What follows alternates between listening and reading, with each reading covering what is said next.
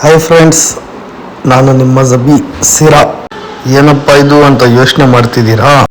ಯೋಚನೆ ಮಾಡಬೇಡಿ, ಪೂರ್ತಿ ವಿಡಿಯೋ ನೋಡಿ, ನಿಮಗೆ ತುಂಬ ಹೆಲ್ಪ್ಫುಲ್ ಆಗುತ್ತೆ. ಇದೇ ನಮ್ಮ ಅಂಗಡಿಯಲ್ಲಿ ಎಲ್ಲ ಥರದ ಗ್ಯಾಸ್ ಗೀಸರ್ ಹಾಗೂ ಗ್ಯಾಸ್ ಸ್ಟೋವ್ ರಿಪೇರಿ ಮಾಡಲಾಗುತ್ತದೆ.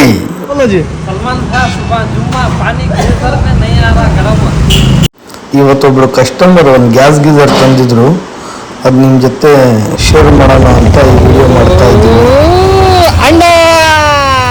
ನೋಡಿ ಫ್ರೆಂಡ್ಸ್, ಎಲ್ಲರ ಮನೆಯಲ್ಲೂ ಗ್ಯಾಸ್ ಗೀಸರ್ ಹಾಗೂ ಕರೆಂಟ್ ಗೀಸರ್ ಬಳಸ್ತೀರ. ಅದರಲ್ಲಿ 2 ಪೈಪ್ ಬರ್ತವೆ, ಒಂದು ಇನ್ಲೆಟ್ ಪೈಪ್ ಮತ್ತು ಔಟ್ಲೆಟ್ ಪೈಪ್.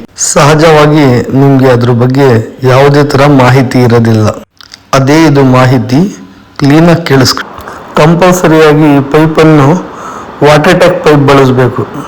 ಅದು ಬಿಟ್ಟು MS ಪೈಪ್ ಹಾಕಿದ್ರೆ ನೀರು ನಿಂತು ತುಕ್ಕಿಡಿದು ಬಿಡುತ್ತೆ. ಅವಾಗ ನಿಮಗೆ ಕಸ್ಟಮರ್ಗಳಿಗೆ ಗೊತ್ತಾಗಲ್ಲ. ಅದು ಓಪನ್ ಮಾಡಿ ನಮ್ಮ ಹತ್ರ ತರಬೇಕಾದ್ರೆ ಜೋರಾಗಿ ಓಪನ್ ಮಾಡಿದ್ರೆ ಟ್ಯಾಂಕ್ ಕಟ್ಟಾಗ್ಬಿಡ್ತದೆ. ಅದೇ ರೀತಿ ತುಂಬ ತೊಂದರೆನೂ ಆಗುತ್ತೆ. ಟ್ಯಾಂಕ್ ಕಟ್ಟಾದರೆ ತಿರ್ಗಾ ಗೀಸರ್ ವೇಸ್ಟ್ ಆಗಿಬಿಡುತ್ತೆ. ದಯವಿಟ್ಟು ಇನ್ಮೇಲಿಂದ ಈ ವಿಡಿಯೋ ನೋಡಿದ ಮೇಲಿಂದ ನೀವು ಯಾವಾಗನ ಹೊಸ ಗೀಸರ್ ತಗೊಳ್ಳಿ, ಇಲ್ಲ ನಿಮ್ಮ ಹಳೆ ಗೀಸರ್ನಲ್ಲೇ ಈ ಥರ MS ಪೈಪ್ ಇದ್ದರೆ ತೆಗೆದುಬಿಟ್ಟು ನೀವು ದಯವಿಟ್ಟು ವಾಟರ್ ಟ್ಯಾಕ್ ಪ್ಲಾಸ್ಟಿಕ್ ಪೈಪ್ ಬಳಸಿ. ಈ ಥರ ಬರುತ್ತೆ ಇದು ವಾಟರ್ ಟ್ಯಾಕ್ ಪೈಪ್. ನಮ್ಮ ಮಾಹಿತಿ ನಿಮಗೆ ಚೆನ್ನಾಗಿ ಕಾಣಿದ್ರೆ ನಮ್ಮ ಚಾನಲ್ ಲೈಕ್ ಮಾಡಿ, ಸಬ್ಸ್ಕ್ರೈಬ್ ಮಾಡಿ. ಬಾಯ್.